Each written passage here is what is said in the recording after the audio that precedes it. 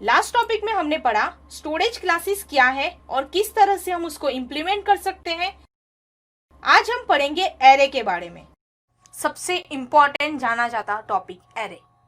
Actually ये array क्या होता है वही हमें आज समझना है। उसका आज हम फर्स्ट टॉपिक देखेंगे, इंट्रोडक्शन टू एरे, यानी एक्चुअली एरे क्या है, उसकी जरूरत क्यों होती है, प्रोग्राम के अंदर अगर एरे ना यूज करे तो क्या रहता है। चलिए देखते हैं। Sometimes single variables at a time do not suffer or our requirements। यानी कई बार क्या होता है, कोई एक सिंगल वेरिएबल जो होता है वो हमारी रिक्वायरमेंट फिलअप नहीं कर सकता। जैसे कि कौन सी? For example, assume that we need to calculate the result of a class of 30 student. यानी मुझे एक क्लास के 30 स्टूडेंट का रिजल्ट काउंट करना है, ठीक है। अभी आप चीज देख रहे हो 30 student, okay. If we use primitive data type, we need 30 different variables. To manage 30 different variable at a time is always create a problem, right? यानी अगर मुझे चलो इसको रिजल्ट भी काउंट करना है तो मैं 30 वेरिएबल्स लूंगी। वो 30 वेरिएबल्स जो भी है उसको मैनेज करना कितना डिफिकल्ट रहेगा, राइट? यानी प्रोग्राम की लेंथ बढ़ जाएगी। चलो ये तो स्कूल के स्टूडेंट्स है, कॉलेज के स्टूडेंट्स हुए तो 150, तो क्या 150 वेरिएबल्स बनाओगे हम? It is not possible, right? हाँ पॉसिबल है, लेकिन एक प्रोग्रामर ऐसी चीज क्यों ही करे कि उसका टाइम भी वेस्ट हो, प्रोग्राम का लेंथ भी बढ़ जाए और मैनेज भी ना कर पाए। तो यानी उसका कुछ तो सॉल्यूशन होगा। C language provides a concept of derived data types to overcome this problem. यानी सी लैंग्वेज के पास ये प्रॉब्लम का सॉल्यूशन है। देखते हैं किस तरह से। An array is a one such data structure. An array is defined as a sequence of elements having the same data type. यानी अगर सी लैंग्वेज के अंदर आप सेम डेटा टाइप की, यानी सेम स्टूडेंट से पर्टिकुलर जो भी स्टूडेंट का मार्क्स काउंट करना है, तब उस टाइम पे एरे का कॉन्सेप्ट यूज कर सकते हो। तो बेसिकली एरे क्या है? Array is A sequence of particular similar data elements. यानी जो भी सिमिलर डेटा एलिमेंट्स है वो एक ही जगह पे क्या करता है, स्टोर करता है। Store in a memory one after the other and refer by common name. यानी सिर्फ वो रिफर करता है कॉमन नेम से। यानी आप देखो कि बेसिकली अगर समझने जाए कि आपका जो भी प्रोग्राम है उसके अंदर जो भी स्टेटमेंट है, कोई भी वेरिएबल लिया है आपने, वो कोई भी वेरिएबल जो है वो एक वेरिएबल 30 स्टूडेंट्स के मार्क्स कंटेन कर रहा है। यानी वेरिएबल सिर्फ आपको एक ही मेंटेन करना है, डिक्लेयर भी एक ही बार करना है, लेकिन वो 30 वेरिएबल्स की मेमोरी को कंटेन कर सकता है। यही चीज है एरे की। जैसे यहाँ पे मेरी स्क्रीन के सामने आप देख रहे हो, यहाँ पे for example roll number, student का नेम, स्टूडेंट की एज, बहुत सारी चीजें है। लेकिन जरूरी नहीं होता है कि एक स्टूडेंट का सिर्फ एक ही सब्जेक्ट हो, बहुत सारे सब्जेक्ट्स होते हैं, राइट? यानी यही चीज है, आप एक वेरिएबल डिक्लेयर करो, वो इतने सारी वैल्यूज को कंटेन करेगा, एक ही वेरिएबल। वही है हमारा एरे वेरिएबल। अभी वो वैल्यूज को किस तरह से कंटेन करता है? एक्चुअली वेरिएबल तो एक ही है, वो एक्चुअली कंटेन करता है उसके इंडेक्सेस वाइज। इंडेक्सेस यानी आप देखते हो यहाँ पे 0, एरे का इंडेक्स ऑलवेज 0 से स्टार्ट होता है, 0 से स्टार्ट होगा। अभी कोई भी वेरिएबल्स कोई भी वैल्यू डालती है तो यहाँ पे वो मार्क्स 0 यानी 0 पोजीशन पे जाके चला जाएगा। फिर उसके बाद फर्स्ट, सेकेंड, थर्ड, यानी इस तरह से वो पर्टिकुलर एक पोजीशन यानी एक मेमोरी पे क्या जाएगा, स्टोर करेगा।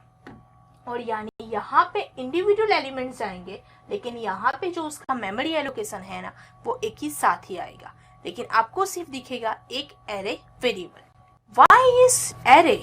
एरे क्यों यूज कर सकते हैं हम, उसके एडवांटेजेस क्या है? एक्चुअली एरे प्रोग्राम के अंदर क्या उसके और एडवांटेजेस मुझे जानने हो तो, जैसे कि using of array it optimise code and easy to access less code.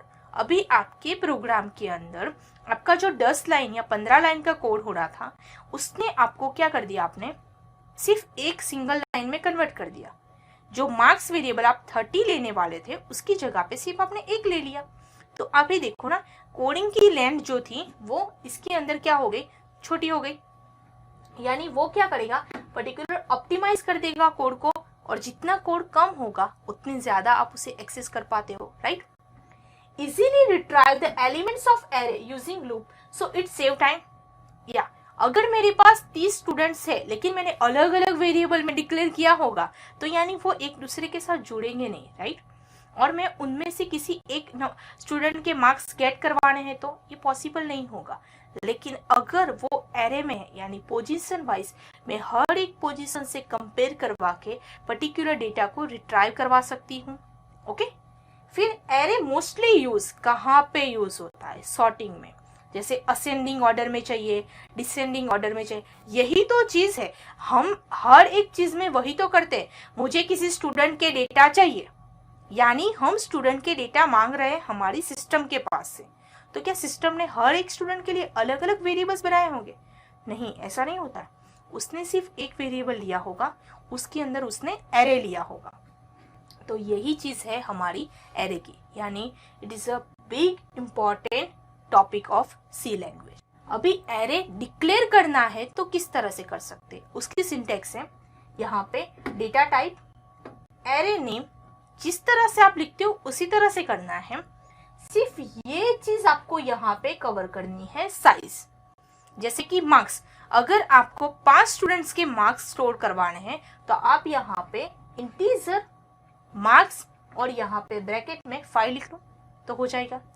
अभी एरे का इतना एडवांटेजेस है, एक डिसएडवांटेजेस भी है।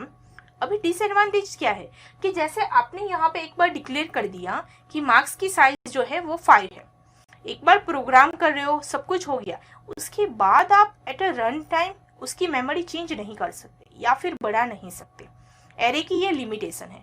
दूसरी चीज ये है कि एक बार जैसे आपने यहाँ पे साइज डाली 5 तो सिर्फ वो 5 को ही कंटेन करेगा।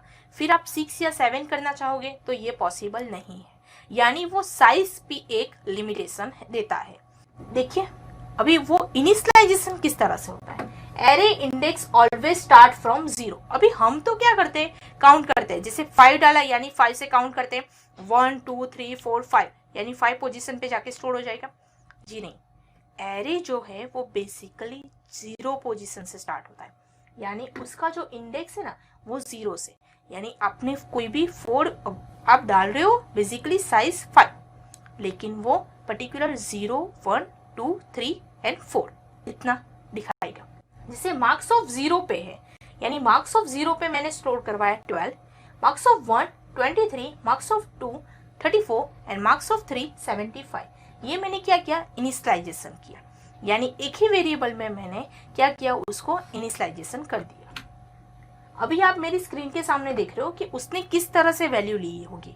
जैसे जो 12 है वो मार्क्स की 0 पोजीशन पे जाके चला गया होगा, 23 है वो मार्क्स की फर्स्ट पोजीशन पे चला गया, फिर यहाँ पे 34 है वो मार्क्स की सेकेंड पोजीशन एंड 75 है वो मार्क्स की थर्ड पोजीशन। यानी इस तरह से एरे के जितने भी आप वैल्यूज लेते हो, एलिमेंट्स लेते हो, इस तरह से वो क्या करता है, स्टोर करता है। आप जानते हो आपका पूरा जो हमारा विंडोज स्टेटमेंट, विंडोज है सिस्टम, वो भी पूरा एरे पे ही काम करता है। जैसे आप अगर यहाँ पे विंडो की प्रेस करते हो ना तो वो बेसिकली विंडो के जो टूल्स है ना उसको ओपन कर देगा। फिर आप विंडो के 1 को प्रेस करना, यानी विंडो 1, ठीक है, तो वो क्या करेगा, टास्क बार के अंदर जो फर्स्ट चीज होगी ना, फर्स्ट टास्क आपने जो पिन करके रखा होगा ना, वही चीज उसे एक्सेस करेगा। फिर आप विंडो 2 प्रेस करोगे ना, उसके बाजू में जो होगा ना वो डिस्प्ले करेगा। यानी आप अगर काउंट करने जाओगे तो 1 2 3 होगा, लेकिन इंडेक्स कहाँ से स्टार्ट होगा, 0 से, राइट। आज हमने पढ़ा एरे के बारे में, यानी किस तरह से आप एरे के कॉन्सेप्ट को यूज कर सकते हो। नेक्स्ट टॉपिक में हम देखेंगे टाइप्स ऑफ एरे।